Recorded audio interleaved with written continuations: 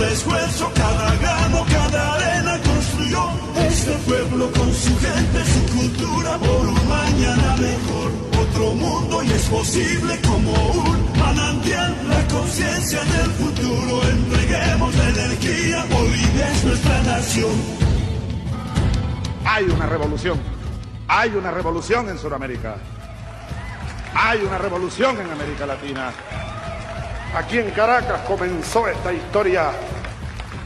Es necesario que el mundo lo vea y lo acepte, porque es una realidad que no va a cambiar. Es una revolución de los tiempos, histórica, tiene raíces muy profundas. Hoy muero, dijo Tupac Katari, hoy muero, pero algún día regresaré hecho millones. Sabíamos, hermanas y hermanos, no estaba solo. Volveremos millones. Ahora somos millones, hermanas y hermanos. Te tapo tambe, penato san, tamo tocón poichin. Aguerridos ancestrales. Bolívar, Redpay Sucre, Mulco Zambe. Hijas e hijos de Bolívar y Sucre. Te puicata Zambe, Maín, Caicharo, Notok, Redpay. Pata, Ponuse, y Caratamando. Solidarios, leales y patriotas. Así somos, así es mi tierra con Bolivia. Continuamos nosotros con el acontecer informativo en nuestra querida Bolivia y de inmediato nos enlazamos con nuestro querido compañero Gustavo Torrico, quien nos ahondará en el acontecer boliviano. Un saludo a la América morena, bella, digna, lo más bello en el planeta. Desde Bolivia, la hija predilecta de nuestro libertador. Han pasado las fiestas patrias por los 196 años de nuestra independencia y a 10 días de nuestro cumpleaños, hoy exactamente, las fuerzas retrógradas de la derecha intentan nuevamente convulsionar el país. Se ha mostrado que no tienen el músculo necesario, pero sí tienen la capacidad económica que los sustenta para poder contratar el lumpen de nuestra sociedad para llevar adelante sus fines. Concentraciones que el día 7, 8 intentaron hacer, concentraciones derechistas para ir a empañar las fiestas patrias, no les resultó por ningún lado. Por otro lado, el día jueves en la noche, ante una convocatoria del Comité Cívico de Santa Cruz, se concentraron en las puertas del Instituto Nacional de la Reforma Agraria, INSA, que es el encargado de distribuir la tierra y de racionalizar su uso en nuestro país, porque lo que quieren los agroindustriales es crear ilegalmente un Consejo Departamental Agrario para volver a asaltar la tierra. Ya en tiempos neoliberales se dio este asalto. Hay terratenientes que tienen 600.000, 700.000, 500.000 hectáreas de tierra que se repartieron durante la dictadura y durante el periodo neoliberal. La nueva Constitución Política del Estado establece que la máxima cantidad de tierra que puede tener un emprendimiento agrícola es de 5.000 hectáreas o un emprendimiento ganadero también, 5.000 hectáreas. Pero se está intentando hacer este bluff jurídico a fin de volver a apropiarse. Bajo este lema han estado convocando a que se defienda, dice, las tierras de Santa Cruz, que se defienda el patrimonio de Santa Cruz. Discurso totalmente hueco, ya que el Camba, como los conocemos con mucho cariño, a nuestros compañeros ciudadanos, conciudadanos que viven en el oriente boliviano, no es poseedor de tierra. Son 4 o 5 familias que se han distribuido la tierra durante años. No olvidemos que en este año pasado de la dictadura, del asalto al gobierno, después del golpe de Estado al presidente Morales, el señor Branko Marinkovic, que llegó en el último bimestre para ser ministro de Economía de la dictadura, apenas tomó el cargo y se hizo titular más de 360.000 hectáreas de tierra, cosa que está anulada, en proceso de anulación. A eso entraron, a robar el país. Ya no tienen el discurso del famoso fraude electoral, se les cayó, pero el golpista de Almagro insiste en tratar de darles un justificativo de golpe cuando ni su informe tiene una base de algún proceso, por lo menos inicial, de una auditoría electoral. La auditoría de Salamanca, por el contrario, demuestra todas las fallas garrafales, es más, hasta intencionales, cometidas por la OEA con el fin de justificar un tema para que sea utilizado para implementar el golpe de Estado. Ante esta falencia, se busca nuevos conflictos, otra vez empiezan a armarse, otra vez salen videos, etcétera, acusando al gobierno de dictador, de que tenemos una serie de presos políticos, cuando todos los presos que se tiene por el tema golpe de Estado ni siquiera son por el golpe de Estado, sino por las acciones delincuenciales que cometieron. Vale decir, lo que se sacaron el dinero. Decía la anterior vez, a través de yacimientos, en tiempos de pandemia, se compraron 50 containers que deberían ser utilizados como, en ese tiempo de la pandemia, como hospitales móviles y otros como laboratorios móviles para atender la lucha contra la pandemia. Y los compraron a $280,000 cada uno. Hoy se demuestra que cada container solo valía $10,000. Imaginen la cantidad de dinero que se robaron, y por eso el presidente de YPFB está prófugo y refugiado ahora en el segundo paraíso para los corruptos en el mundo, como es el Brasil.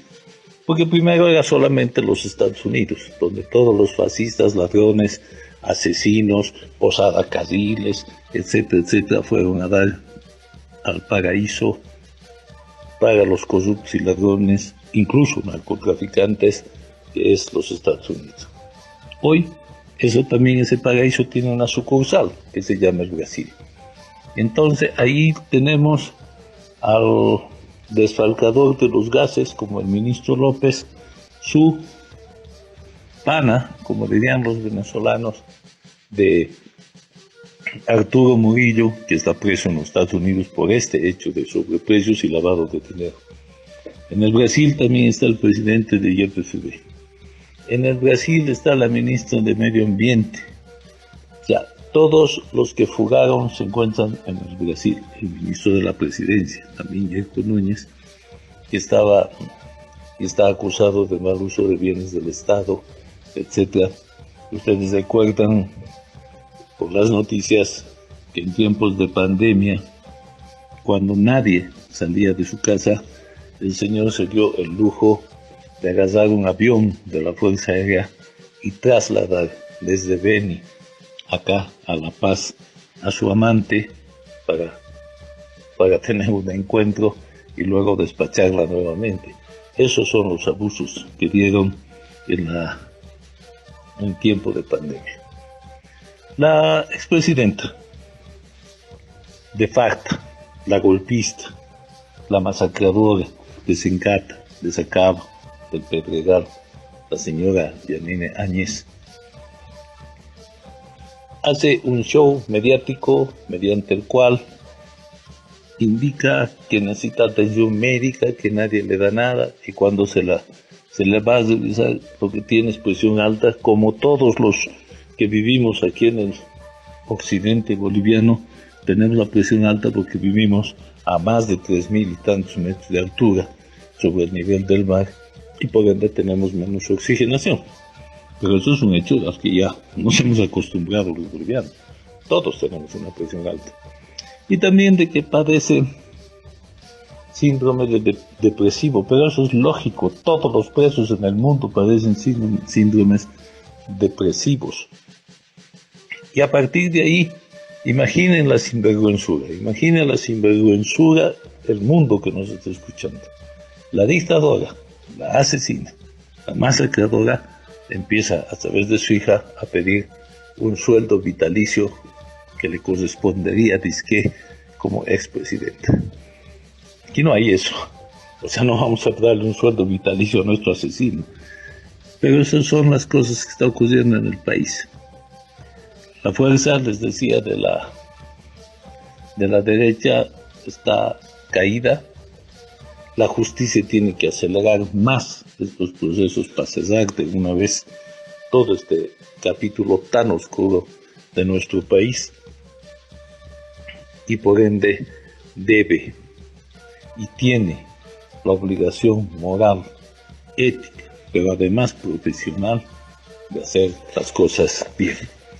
El senador Ortiz, ex ministro de la dictadura, se presentó a declarar en calidad de testigo y él ha indicado claramente que en la reunión en la Universidad Católica jamás los representantes del movimiento del socialismo habían aceptado una sucesión de Yanine Áñez. Jamás. Que por el contrario, lo que se pedía era la reconfiguración de las cámaras legislativas y eso correspondía. Y Ortiz tira por abajo todos los discursos de que era constitucional y de que el MAS había aceptado este tema.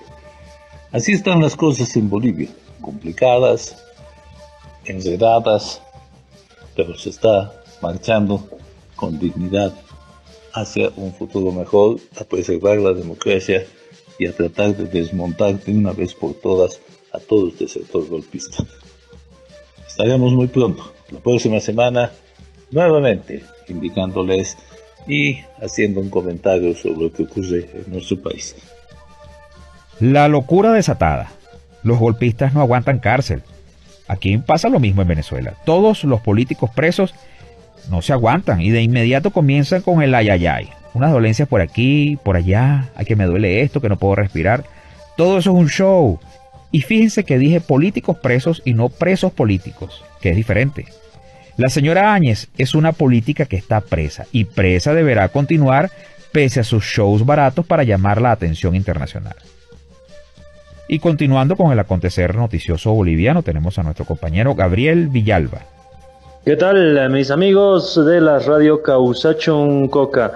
Saludarles en este fin de semana tan particular para analizar el acontecer político nacional. Saludar a mi gran amigo Alejandro Díaz, que hace posible esta transmisión que ya semana tras semana hemos venido realizando durante el golpe de Estado en Bolivia y ahora con el gobierno legal y legítimamente constituido de Luis Arce a través de las ondas revolucionarias de la radio Causachun Coca. Esta semana, como ya muy bien lo ha explicado el hermano Gustavo Torrico, en su análisis, ha brindado muchas aristas de interpretación política, de interpretación estratégica para seguir pensando y repensando nuestro Estado plurinacional a partir de los desafíos que nos toca asumir. Fundamentalmente, una de las posibilidades en el caso del carnicero de Sacaba y de Sencata, el señor Arturo Murillo Prijic, ex ministro de Gobierno del régimen de la autoproclamada presidenta de facto Yanine Áñez, era que en Estados Unidos se le brinde la posibilidad de pagar una fianza y de esta forma salir en libertad. Recordemos que Arturo Murillo ha estado en una cárcel federal de Miami cumpliendo condena por delitos de orden de evasión fiscal y corrupción. Estados Unidos siempre se ha caracterizado por tener una legislación sumamente draconiana en ese sistema federal cuando se refiere a delitos de orden fiscal, delitos inherentes al dinero, no así con delito de violación a derechos humanos fundamentales y demás. Por eso es que se detuvo a Arturo Murillo en Estados Unidos y por eso estaba cumpliendo su condena en cárcel federal allá en Miami. Pero se ha determinado en su última audiencia esta semana que pueda acogerse al beneficio del pago de una fianza de $250,000 para salir libre de las acusaciones que le estarían haciendo ya en Estados Unidos de orden fiscal, ¿no? Es sumamente interesante e importante analizar esta perspectiva, este suceso, porque Estados Unidos ha participado abiertamente a través de la Organización de Estados Americanos, obviamente con sus peones regionales y nacionales como Arturo Murillo, en el golpe de Estado y la subversión del orden constitucional en Bolivia. Por supuesto que Estados Unidos de cierta forma también va a proteger y beneficiar a los actores que han desarrollado aquella geopolítica de dominación imperial inherentes a los intereses de Estados Unidos en la región y particularmente en Bolivia. Es por eso que se ve esa suerte de beneficio que le estaría dando la justicia norteamericana a Arturo Murillo, en este caso en cuestión.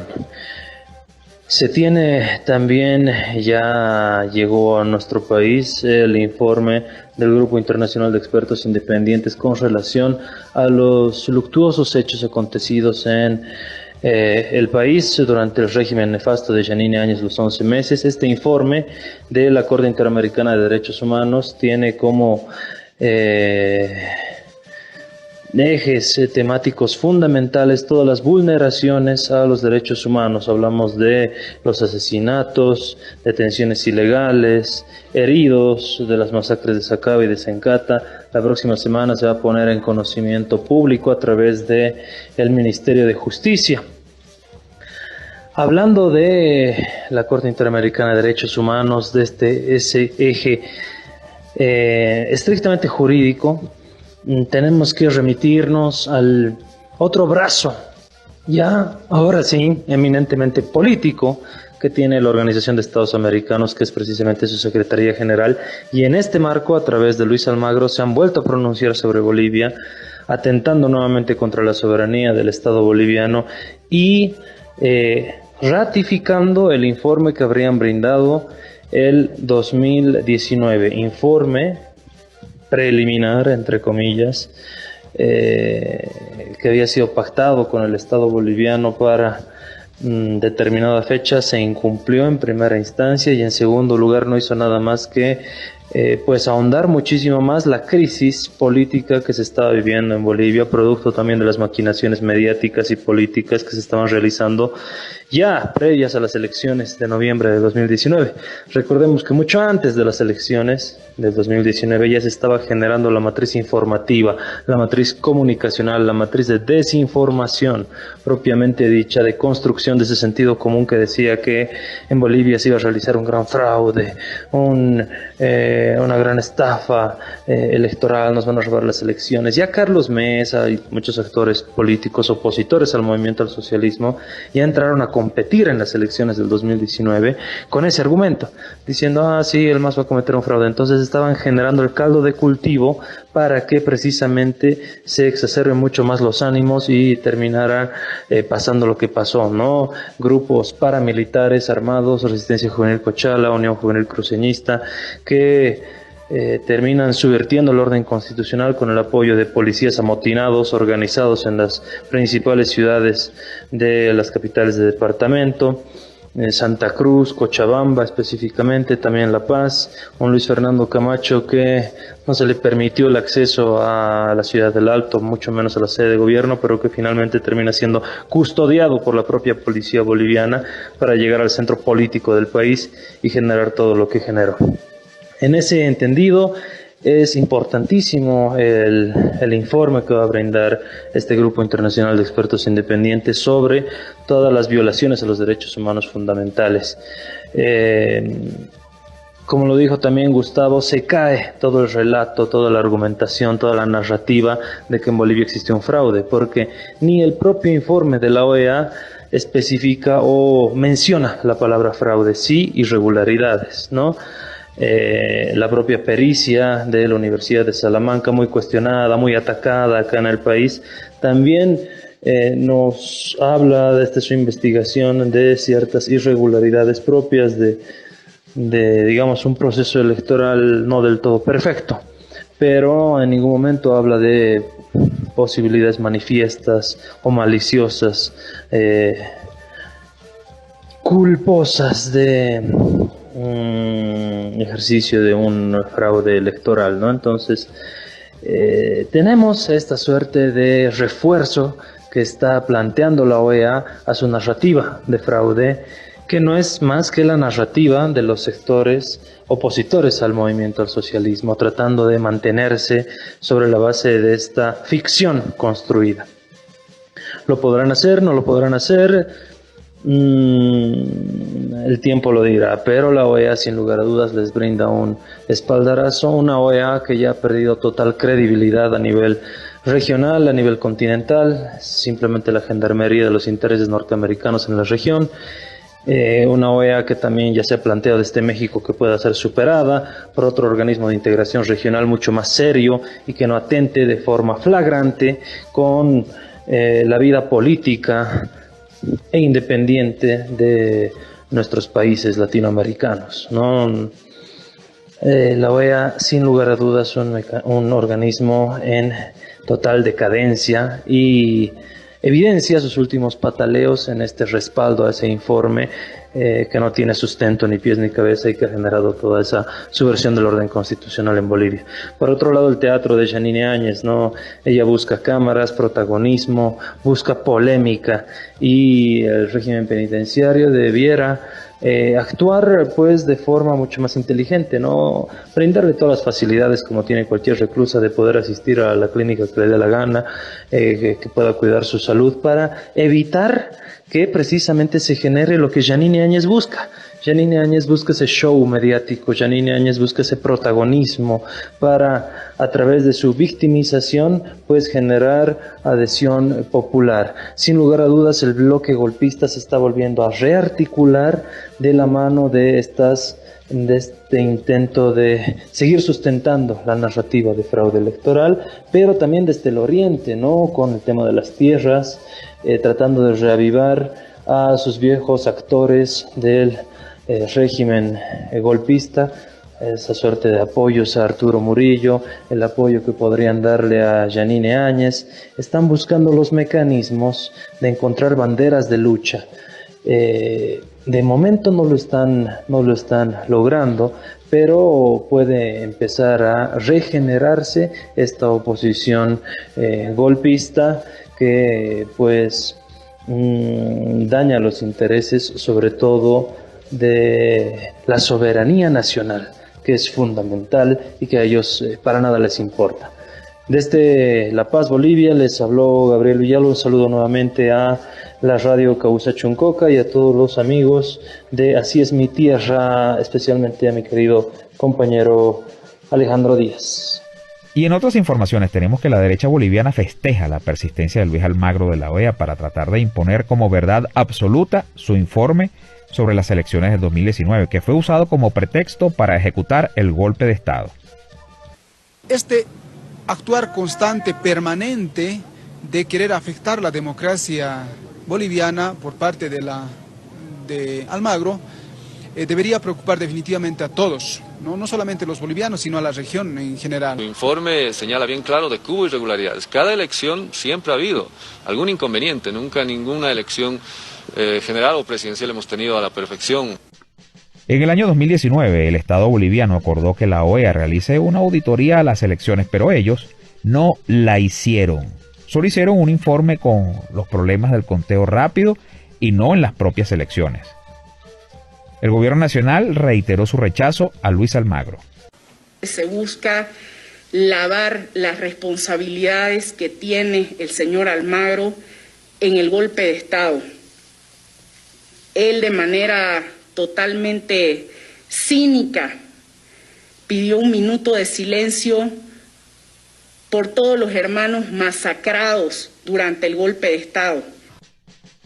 El gobierno de facto y la derecha abrieron 10 juicios penales contra los voceros electorales de 2019, bajo la acusación de fraude electoral, pero en 11 meses de gobierno no presentaron ni una sola prueba, y tampoco luego del retorno a la democracia, por lo que los 10 procesos fueron cerrados por la Fiscalía. Sería incongruente para el Ministerio Público pronunciarse sobre documentos que se limitan a decir muchas cosas que pueden o no pueden ser ciertas, sin evidencias contrastables y peor aún, que no tengan base técnica científica. El expresidente Evo Morales, víctima del golpe de Estado y del informe de la OEA y actual máximo dirigente del movimiento al socialismo, también se sumó al rechazo a la actitud de Luis Almagro de intentar imponer su cuestionado informe. No es ninguna auditoría electoral, es un informe netamente político. Un poco yo no sé si estaba interpretando, en algunas partes dice ganar con más del 70, 80, 90% de fraude. Y era para el hermano dicho presidente, el año pasado, 18 de octubre, en Trópico de Zabama, más del promedio, 97%. La Cancillería de Bolivia calificó en un documento de injerencia en asuntos internos la actitud del secretario de la OEA, Luis Almagro, quien reapareció con el tema cuando en Bolivia las investigaciones acumulan pruebas que en el año 2019 se produjo un golpe de Estado y se promueven acciones para procesar a los principales autores. Y en otras informaciones tenemos que se ha confirmado que este año entrará en producción 2 de los 3 componentes del complejo de energía nuclear que ayudará en la lucha contra el cáncer, mejorará la producción de alimentos y la investigación en este rubro. Nuestro compañero Freddy Morales nos amplía la información. Bolivia está a las puertas del aprovechamiento con fines pacíficos de la energía nuclear. Este complejo, que se instala en la ciudad del Alto, vecina de la ciudad de La Paz, empezará a operar a fin de año. Aquí en Bolivia nosotros vamos a tener un reactor de investigación. A diferencia de las plantas de energía nuclear o de las centrales o de los reactores de potencia, nuestro reactor no está destinado a producir energía eléctrica. Por el contrario, ¿no? Lo que hace es producir neutrones para que nosotros podamos utilizar estos neutrones en diversas aplicaciones. De los 3 componentes previstos, 2 empezarán la producción este año. De estos, uno es el complejo ciclotrón radiofarmacia, que abastecerá la demanda nacional de medicinas contra el cáncer y abaratará costos. Es como una industria farmacéutica especializada, porque aquí se va a producir radiofármacos, ¿no?, para lo que es el diagnóstico y en algunos casos tratamiento del cáncer, ¿no? Entonces, este ciclotrón es un acelerador de partículas circular, ¿no?, donde nosotros producimos el radioisótopo y luego lo trasladamos a lo que es el área de síntesis de radiofarmacia para producir los radiofármacos. También empezará a trabajar el Centro Multipropósito de Radiación Gamma, que apoyará la producción agrícola, la conservación de alimentos, el combate de plagas, el mejoramiento de semillas y la investigación. poder realizar es la esterilización de materiales quirúrgicos, pero sobre todo lo que es la conservación de alimentos, ¿no? Y eso va a permitir que nuestros productores agrícolas tengan la posibilidad de cumplir con todos los estándares y poder exportar. El tercer componente es un reactor de 200 kilovatios que ayudará en la investigación de recursos hídricos, mineros, detector de metales estratégicos y el propio desarrollo de esta tecnología en el país. Está previsto para dentro de 3 años. Todo el proyecto está acompañado por los organismos internacionales especializados. Nosotros tenemos el acompañamiento del Organismo Internacional de Energía Atómica, que por supuesto los mayores financiadores de ese organismo, sobre todo en el área de salvaguardas, ¿no? y de seguridad nuclear, es Estados Unidos. Todo el complejo se instala con tecnología y acompañamiento de la estatal rusa Rosatom y supera los $300 millones de inversión con recursos propios del Estado boliviano. Y bien, nosotros nos vamos. En la producción estuvo la teniente de navío Rosario Rodríguez y frente al micrófono y la dirección, quien les habla, Alejandro Díaz. Será hasta la semana entrante. Un fuerte abrazo. Jayaya.